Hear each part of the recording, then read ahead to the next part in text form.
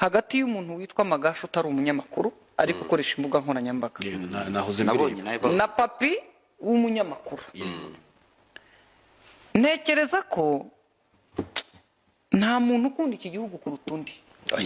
Gusa mu gihugu umuntu ashobora gukora icyaha, amategeko amubaza, ashobora gukora amakosa yakosorwa, ndetse umuntu ashobora no gukora ibitari byo ukamugaya ukamwereka uko akwiye kubikora, cyangwa se ugatanga igitekerezo ku cyo yakoze. Ariko umuntu kujya yicara agafata undi akamwita icyaha, ni nk'ukuntu wakwicara ukavuga ngo nkurikije uko Scoville yakoze inkuru ya Remera ni igisambo. Mu by'ukuri ubusanzwe byakabaye ari icyaha mu mategeko wisunda atyo. Nemera ko Papa ashobora kuba hari inkuru yakoze Magashi akabona yazikoze nabi, yego, nubwo atari we ukosora inkuru, ariko afite uburenganzira bwo gutanga igitekerezo ku nkuru yakozwe kuko inkuru iri hanze. Ariko gufata umuntu kuko hari inkuru yakoze nabi ukamwita urwanya ubutegetsi, kuko izi ni ikigarasha n'abantu barwanya ubutegetsi. Gufata umuntu kuko hari inkuru yakoze ukabona ntiyagenze neza, ukumva kugira ngo umugaye cyangwa ugire icyo umuvugaho ugomba kumwita kurwanya ukamwitiranya n'ibigarasha. Ntabwo nzi umuntu wahaye uburenganzira abo bantu, ariko uwo muntu yatumye tubaho tutubaha. Inkuru iri gukwirakwira cyane ku mbuga nkoranyambaga ni iri kugaruka ku guterana amagambo kwa Magashi na Ndahiro Valens Papi. Magashi yataziye Papi ikigarasha, ijambo rikomeye cyane muri iki gihugu. Papi ananirwa kuryihanganira neza, kandi nawe ngira ngo niko byakugendekera. Ubwo yari ari gukora ikiganiro kirekire, Ndahiro Valens Papi yagize ati ahamagara Magashi amubaza igituma agenda musebya no kumwita ikigarasha. Ijambo ikigarasha rimaze kumenyerwa cyane mu gihugu cyacu, akenshi rikoreshwa iyo umuntu atakigira indangagaciro zo gukunda igihugu, akavuga n'abo bayobozi, agakorana n'imitwe yo hanze irwanya igihugu, cyangwa akagaragara nk'uko bitandukanye n'inyungu z'igihugu. Gutazirwa ikigarasha ni igitutsi gikomeye cyane ku muntu bibwiwe n'inshuti ze n'umuryango we, kuko bigaragaza ko umuntu uwo ari we wese wiswe iri zina ashyirwa mu ishusho itari nziza, akagaragara nk'urwanya igihugu cyangwa akabatita ku mahame yacyo. Ubwo Magashi yabazwaga ibimenyetso ashingiraho byo kwita Ndahiro Valens Papi ikigarasha, yasubije ko ashingira ku biganiro n'inkuru Papi akora nk'umunyamakuru. Ndahiro Valens Papi ni umunyamakuru umaze igihe kirekire mu itangazamakuru, ariko abantu benshi bamukundira cyane ijwi rye ryiza, ubuhanga no kugira umwete mu kazi ke. Abaturage bamukunda cyane nk'umunyamakuru utarya indimi ku bikorwa bidahwitse by'abayobozi batandukanye, kandi agaragara nk'akanwa k'umuturage mu gushaka kwerekana ko abaturage batagomba kwifumbata mu maso y'abayobozi bamwe na bamwe, cyangwa kugira ubwoba bwo gutanga ibitekerezo byabo. Mu miyoborere ya Perezida Paul Kagame akenshi agaruka kuri iyi ngingo y'uruhare rw'umuturage. Perezida avuga ko iterambere ry'igihugu rishingiye ku muturage guhabwa ijambo no gutanga umusanzu mu nguni zose z'iterambere. Ntashobora kwihangana igihe cyose abonye umuturage atubahirijwe mu burenganzira bwe. Abayobozi n'abanyamakuru benshi batera ikirenge mu cya Perezida, kandi na Ndahiro Valens Papi agaragara nk'umunyamakuru ugerageza guhagararira abaturage, agahora aharanira ko ijambo ryabo ryumvwa. Uganiriye n'abaturage benshi bakubwira ko Papi akora ibishoboka byose ngo yerekane ibyifuzo byabo, kandi akenshi agaragara ku rubuga rw'inkundura igihe hari ibikorwa bidahwitse cyangwa ibyemezo by'abayobozi bitubahiriza abaturage. Hari ubwo bigaragara mu ishusho yo kwitwara nk'ushaka kugaragaza uburakari cyangwa kutumvikana n'ubuyobozi, ariko abagenzura neza basanga nta kibazo na kimwe afitanye n'imiyoborere y'igihugu, ahubwo arengera abaturage mu buryo bw'umwuga kandi butajegajega. Mu nkuru duheruka kubagezaho twabagaragarije uburyo Ndahiro Valens Papi atanejejwe no gusenya inzu ya Disi Clement. Yagiranye ibiganiro bitandukanye n'abaturage, abaturage cyane cyane abarezi barerera ku kigo Disi Clement abereye umuyobozi, bamugaragariza agahinda gakomeye batewe no kubona inzu ya Disi Clement bayisenya ku manywa y'ihangu. Nahangaha Magashi yahereye amwita ikigarasha, ijambo Papi atigeze yihanga kwihanganira. Magashi ashinja Papi guhurutura inkuru yahawe n'abaturage atabajije abayobozi, ahubwo akagendera ku bitekerezo by'abaturage gusa, uko babyumva, uko babibona, nta rindi sesengura yakoze. Magashi ahamya ko inkuru za Papi zitujuje ubuziranenge, kubw'ibi akaba akwiriye gusubira kwiga itangazamakuru kugira ngo azabone kujya atangaza amakuru meza kandi yizewe.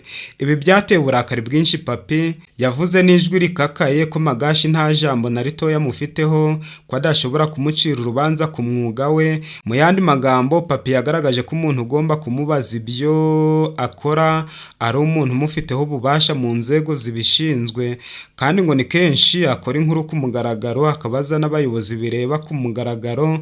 Kubw'ibyo Ndahiro yeruye ko nta wundi muntu umufiteho ububasha na bukeya usibye abayobozi bamushinzwe gusa. Papi nk'umunyamakuru w'umunyamwuga kandi ugaragara nk'umuntu ugira disipurine nyinshi mu kazi ke, yagaragaje ko intego ye atari ugushyira igihugu mu kaga cyangwa guhakana ibikorwa byiza by'ubuyobozi, ahubwo ni ukurengera inyungu z'abaturage no kugaragaza ukuri mu buryo bw'umwuga.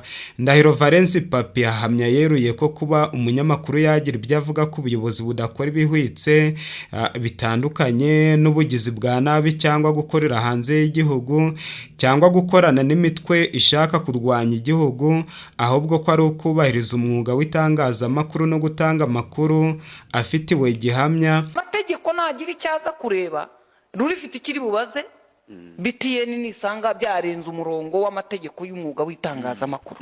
Ese twebwe ninde utubariza Magashi? Ni RIB ntabwo RIB igibaza Magashi, kuko nza barenga umwe bamureze kandi nigeze igira ikimubaza, kuko ni RIB yakabaye igira ikimubaza. Ibyo bintu rero nubwo ibyo Papi yabavuga byaba ari mureke ko umuntu ashobora kwitwaza ngo iki niki, mureke inzego z'ubuyobozi. Magashi akeneye kubaho akora ibyo akora atekanye. N'uriya muhungu Papi nawe akeneye kuba umunyamakuru utekanye.